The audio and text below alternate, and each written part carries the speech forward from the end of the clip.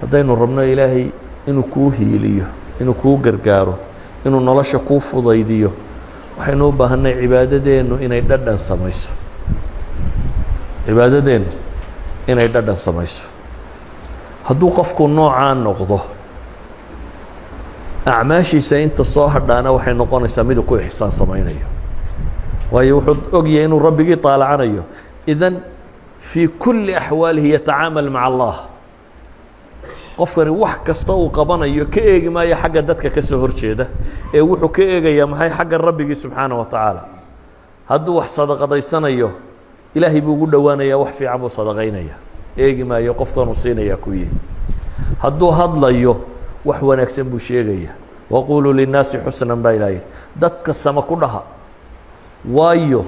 ilaahay buu muraaqabadiisa ogyahay in rabbigii daawanayo ilaahay buu ka xishoonaya in rabbigii uu ka maqlo wax afkiisa ku xun taasi waxay keensanaysaa hadday alixsaan fi lcibaada dhacdo automatically waxaa ka dhalanaya mucaamalaadkaaga oo dhami inay ixsaanka soo galaan qofka mu'minkana mucaamalaadkiisu waxay gaadhaan xadiidkii صaxiixa ahaa ee muslim soo saaray shadaad ibnu aws inuu nebigu leeyahy calayه الsalaaةu wasalaam markuu wax kaloo dhan sheegayba ina allaha kataba alixsaana calى kuli shay ilaahay wax walba in ixsaan lagu qabto si fiican loo qabto ayaa rabbi faray dadka oo xataa baa rabbi leeyahy haddaa wax dilaysaan si fiican u dila qof dil lagu xukumay oo maxkamaddu dilayso in tamhiil lagu sameeyaa ma bannaana in la googooyo ama la toorjargareeyo ama la ciqaabo ama kan ma bannaana xataa haddaad wax gowracaysaan baa la yidhi digaagad neef adhaya waxbaad qalaysaa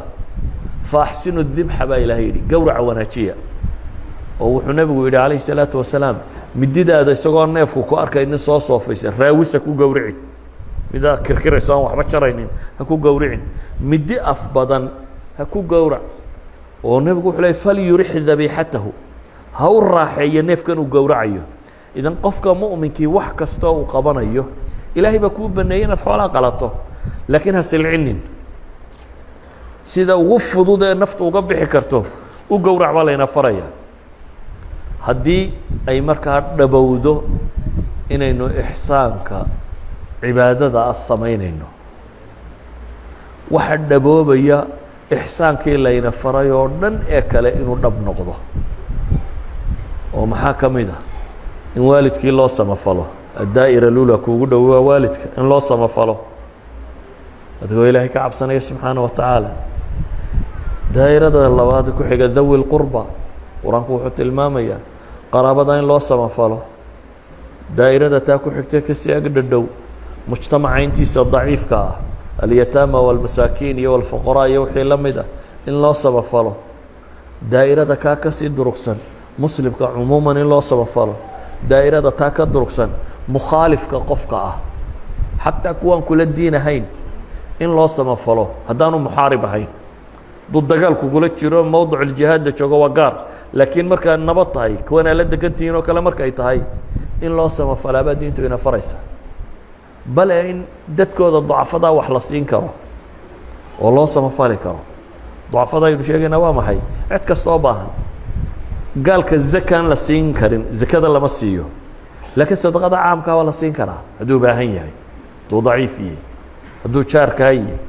hadduu qaraabadaa yahay waa la siin karaa sidaa awgeed daa'iradaasa loo samafalaya markay basharka dhaafto waxaa la yidhi waxaad u samafalaysaa maxay xayawaankii oo nebigu calayhi الsalaatu wasalaam wuxuu tilmaamayaa qof dumar ah ayaa naarta ku gashay bisad mukulaal bisad mukulaal bay qof dumari naar ku gashay dabeetana nebigu wuxuu yidhi way xidhay oo waxay cuntana may siinin manay sii daynin dhulkeeda deh u arsaaq tagtee markaa bisad bay toorjargaraysay halkaa bisa ay xidhay kuwa dadka qadinaya maxaad umalanaysa inta meesha ku xidhaa nafta isugu keenaya haddii bisaas la isku cadaabayo cagsigeeda wuxuu nebigu yidhi calayhi الsalaatu wasalaam nin riwaayaadka qaarkoodna gabadhba kusoo arortay zaaniyad ama xun ayaa iyadoo haraadan kusoo baxday ceel biyood dabeetana way ku dhaadhacday way ka soo cabtay markay soo baxday أي waxay dabada ugu timi ay ciida cunayo haraad daraadeed haraadan waasay tiri kan wixii hayo kala haya dabeetana dib ugu noqoto khufkeedii muuqu waa bahladan khufkee cagta la galiyo mid ka mid ay intay biyihii dartay afka ku soo qaado dabeetana waxay soo kortay meeshii way ka soo baxday way waraabis nabigu wuxuu leeyahay alayhi salaatu wasalaam ilaahay baa uga mahadnaqay ficilkeeda ay samaysay oo dambigeedii dhaafay lacallaha qad taabat laakiin xadiisku sidaasuu tilmaamaya maxaan uga dan leenay qofku ixsaanku markiisa koowaad si kastoo aad u ixsaan fasho shareecadu way ku dhawaaqday qur-aanka ku soo aroray waalid ixsaan falkii jaar ixsaan falkii qaraabo ixsaan falkii quraan badan baa ku soo aroray nusuus badan oo axaadiisa ku soo aroray in badan baa culamadu idinka warantaa laakiin waxaasoo dhami waxaynu leenahay waxay ka ratibmaan oo sida ugu fiican loo sameeyaa markuu qofku rabbigii ku xidhan yahay ee acmaashan uu qabanayo uu ka dhex arkaya rabbigii cidduu la macaamulaya ay tahay ilaahay subxaanahu wa tacaala hadduu khalqiga u samafalayo xishooduu ilaahay ka xishoonayo cabsi uu cadaabkiisa ka baqayo aragti ilaahay uu mahad celinayo nicmada uu siiyey inuu uga abaalmariyo waxaasoo dhan ilaahay dartii buu u wadaa sida awgeed buu nabigu calayhi salaatu wasalaam wuxuu inoo tilmaamayaa wax waloo camalo aynu samayno towxiidkaa lagu ixsaan sameeya oo si fiican ilaahay loo qira nebigiisana si fiican loo raaca loo weyneeya salaadaa lagu ixsaan sameeya oo si qurux badan le loo tukada oo ilaahay lagu xidhma soonkaa lagu ixsaan sameeya oo waatii lagu yidhaha dagaalamin kana samaynin waa lagu ixsaan sameeya maxaa la yidhaha xajkaa lagu ixsaan sameeya oo qofka xaja falam yarfud walam yafsuq buu nebigu leeyahy aana afxumo iyo faasiqnimo midna ka soo bixinin xajkaa wuxuu ka soo noqdaa baa la yidhi ka yowmi waladatu ummu sidii maantii hooyadii dhashay isagoo dembi mulukkaa waxaasoo acmaali waxay sheegayaan inaynu ku samafallo waxa aynu samaynayno o dhan waxaan u malaynayaa waktigii salaadda waa gaadhay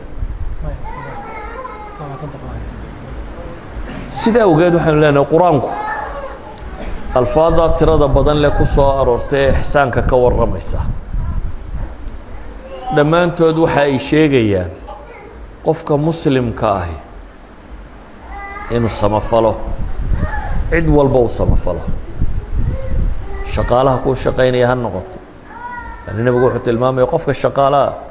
war dhididkiisu intaanu ingegin wixiisa siiya buu nebigu yidhi calayh isalaatu wasalaam ha meermeerinin ka weecweecinin hore wixiisa u sii qofka mu'minka ahi xaaraanta ka dhowrsigeeda ayuu ku samafalaya dawaataynu nidhi wuxuu ka xishoonayaa waxaan ilaahay subxaanahu wa tacaala raalli ka ahayn inuu sameeyaabuu ka xishoonaya sidaa awgeed ayuu wuxuu isku dayayaa wax walba ilaahay baa dayna le wadaruu ظaahira اlإثmi وbaطinah in aladiina yagsibuuna اlإثma sayujزawna bima kaanuu yaqtarifuun waxaan ku soo koobaya markaa cabsida ilaahay subxaanaه wa tacaala qofka hadday gasho rumaysto inuu ilaahay uu arkayo waxa kale oo dhami way hagaagaan waxay culamaai taariikh wariyaan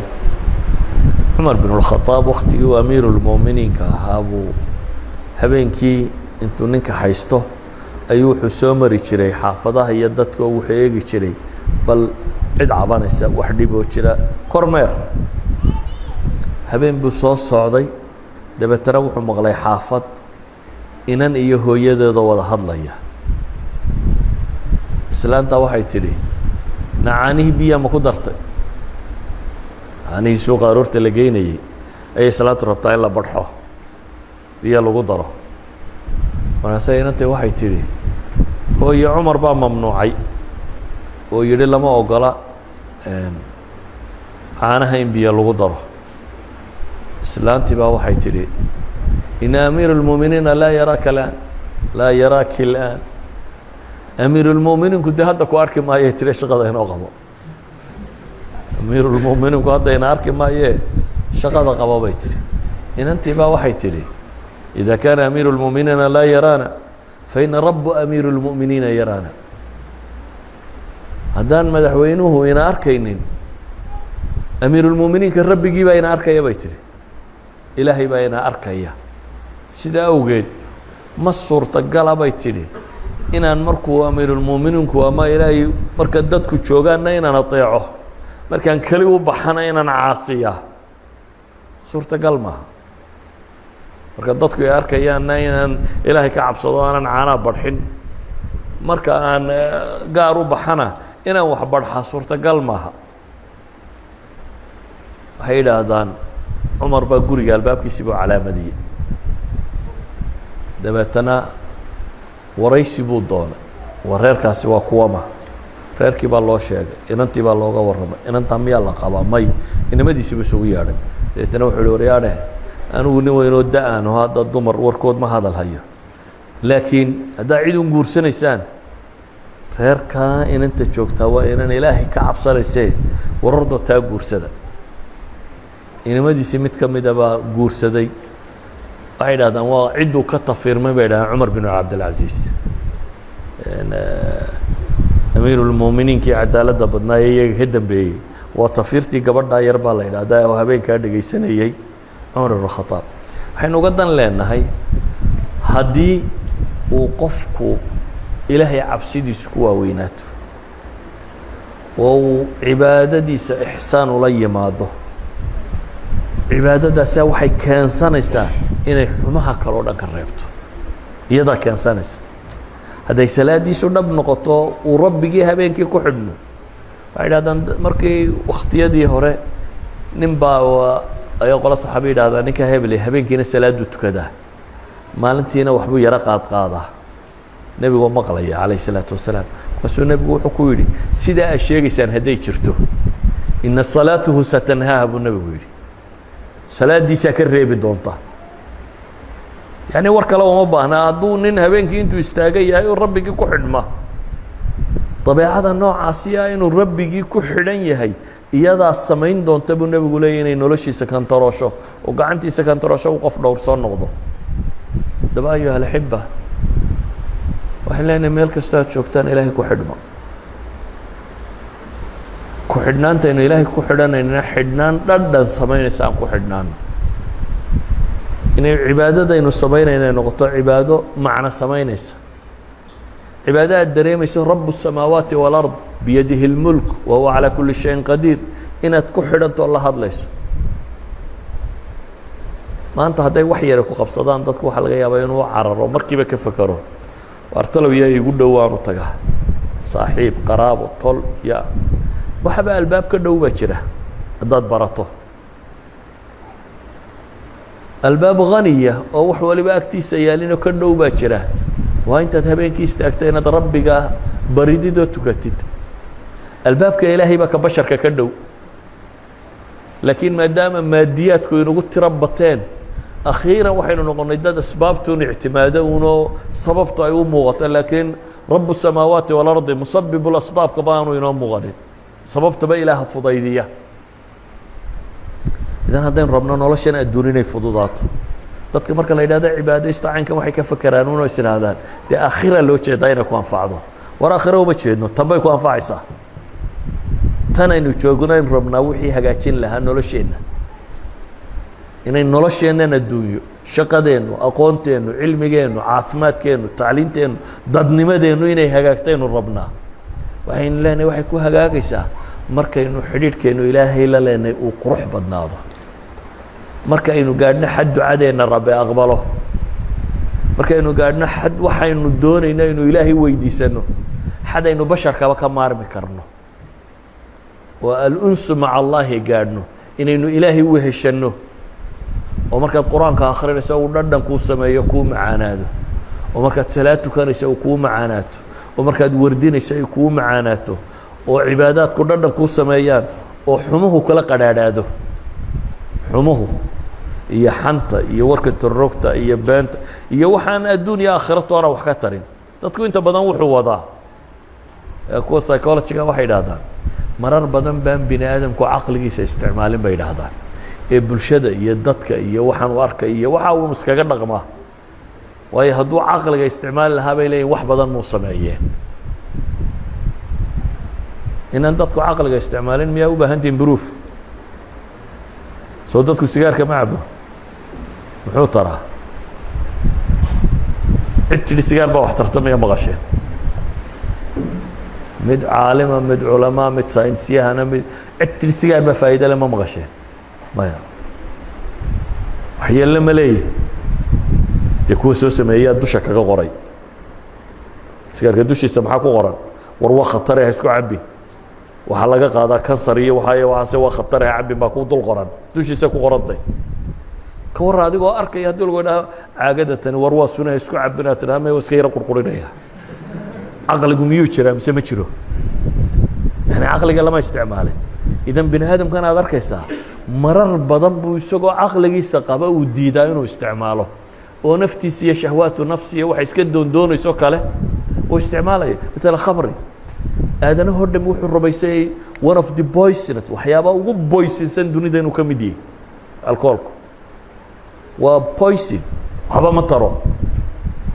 haddana